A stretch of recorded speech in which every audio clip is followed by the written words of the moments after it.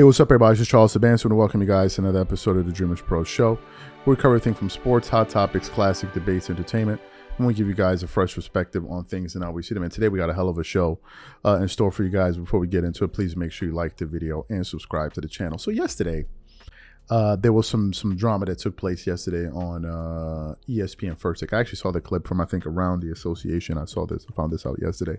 But anyway, there was some drama that ensued on ESPN First Take. I believe it was Monday. Yeah. So on the panel, it was Stephen A. Smith, Molly Karam, and Shannon Sharpe. So they were discussing Caitlin Clark, right? And how she performing this season. There's some people that are saying that, she's having, an MVP kind of season. Some people are lobbying for her to be the MVP. Her numbers this season are in 33 games played, 18.7 points per game, 5.6 rebounds, 8.4 assists on 42.4% field goal shooting percentage, 34% shooting from the three-point line, 89.7% shooting from the free throw line. So those are basically her traditional stats, right? Now, prior to this argument, as you guys know, there was a huge blow up before the 2024 Paris Olympics where people like Stephen A. Smith, Shannon Sharpe, and others were lobbying for Caitlin Clark to be present on the Olympic team.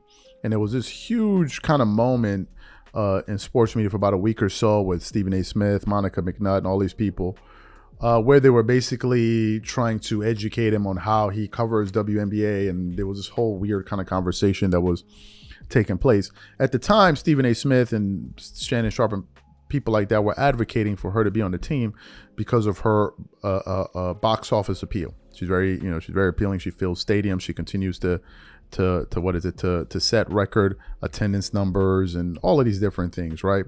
She's a pretty big draw for the WNBA, and a lot of people feel like her and Angel Reese are the ones that are going to be taking the league to the next level. And I've heard people like Shaq say they believe that Caitlin Clark, Angel Reese, and others should be making NBA money, given how given how popular they're making the WNBA become as a product, right? So they were discussing this, and then it got to a moment when their conversation where Stephen A. Smith and Shannon Sharpe essentially began to call out Molly Karam for basically trying to switch it up all of a sudden.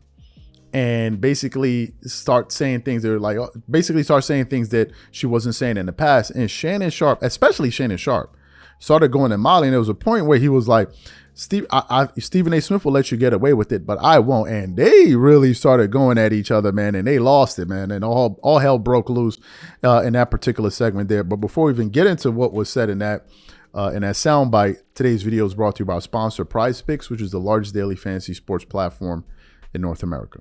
PrizePicks is really simple. Instead of just selecting a team, you just select two or more players, pick more or less their projected stats, and then you place your entry. For example, this week, I'm selecting two entries. Stephen Curry for more than 25 points, and then I got Anthony Davis for more than 2 blocks, and Damian Lillard for more than 4 3-pointers made. PrizePicks is also the only daily sports platform with an injury insurance policy. So for example, if you have a player who gets injured in the first half and doesn't return to the second half, that player gets automatically rebooted.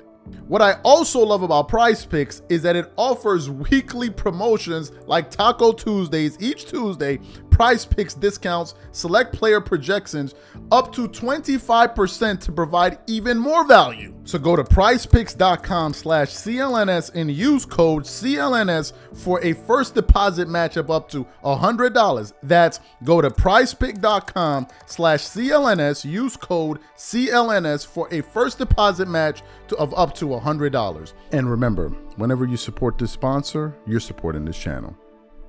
Thank you.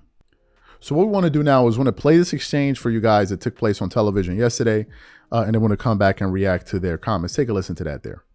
Major props. But I must say, Shay, I'm disappointed in you. And Molly, I'm disappointed in you. I'm just because we've been this first. What happened? The kind of heat that me and Shannon have had to take. Molly, what's up? You understand? Because here's where I'm at, Molly. Where all the ladies at? What did I say? Who's the bad guy, Shay?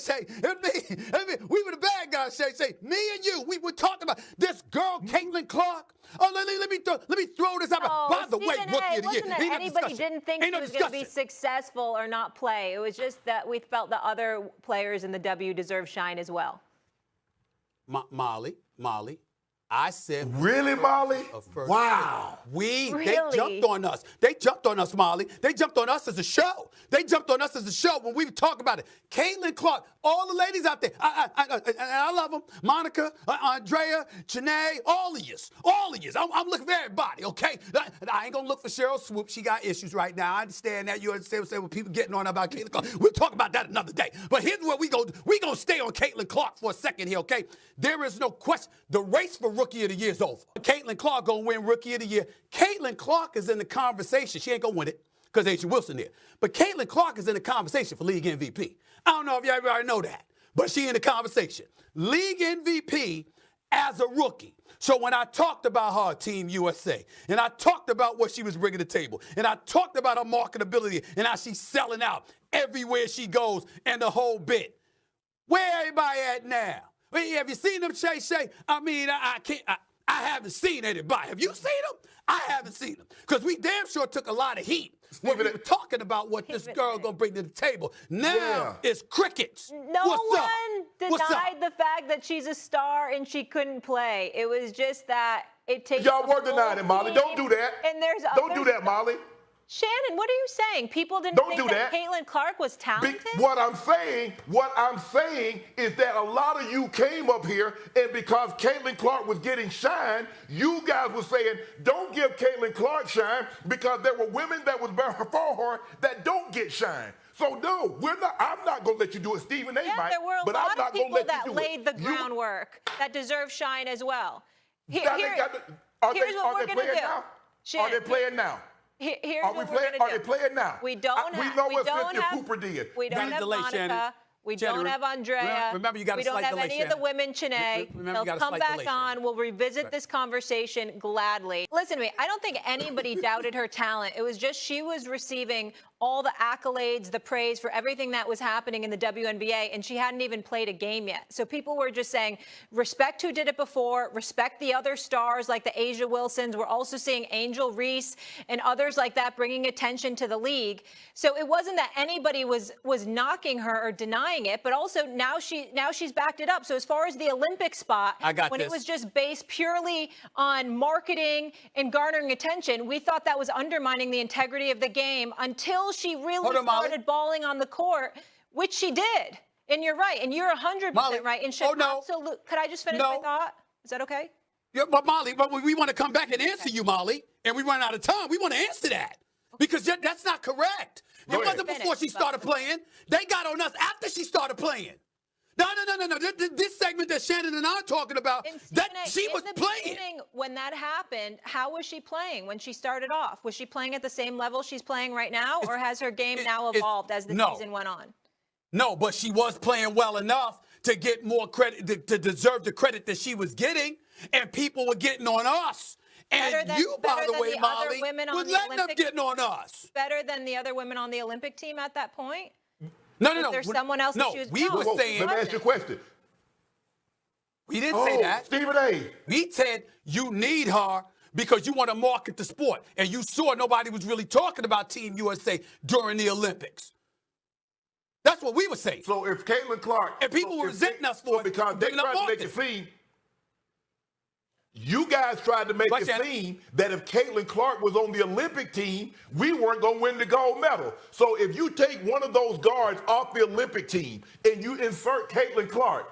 Shannon, no one was saying they weren't going to win the Olympic gold medal. It was who was most deserving of the spot. The other people that didn't have the shine that weren't American sweethearts. Come on, Molly. Those spots. And she could have earned it now. They said both, Molly. They said both, Molly. They said both. Okay. So you heard what they had to say. I think the point that Shannon and Stephen A. Smith were making was you guys were getting on us for basically saying that, we're trying to push Caitlin Clark to a position she doesn't deserve to be in and all of that. And she hadn't really earned it. But now that she's playing so well and some people are beginning, there's starting to be murmurs of her possibly winning the MVP this season. Shannon and Stephen A. Smith were like, you see, we told you, because the reason that they felt that she should have been held off that Olympic team was they felt that she was undeserving, that there were other players that were probably playing better at that point and they deserved that spot. And Shannon and them were like, they were going to win the Olympics anyway. So having Caitlin Clark on that roster over another player wouldn't have made that much of a difference. That was their whole point. They were like, if you really want to popularize the sport, you have the biggest stars in the sport, you have to find a way to get them on that Olympic team because of the global audience. And there were tens of millions of people that were tuning in every single day to watch the Olympics. So it would have been a good platform to have a person like Caitlin Clark, for example, to be on there to promote your league even further, because she and Angel Reese are becoming the face of the WNBA. That was their point all along. They were like, if you want to take the sport to the next level, it would behoove you to push your most the most prominent faces in terms of people that bring people to arenas. That was the point that they were bringing up. So now when people are coming around like, yo, Caitlin Clark was pretty good, Shannon Sharpe, and I'm like, I don't want to hear it. Now, Shannon, I heard a clip from his nightcap when he was talking to Atra. He was like, I guess there's some people that were saying that Shannon is supporting Caitlin Clark over Angel Reese. Some people are saying, why didn't he support the black girl? I don't know. I'm not following that story. I heard a little bit of it, but it's not something that I'm really paying attention to.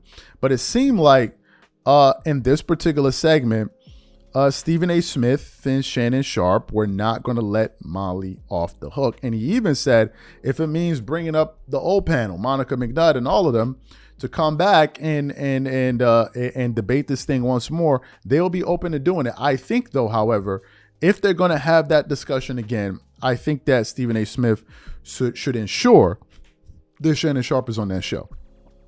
I really think he should.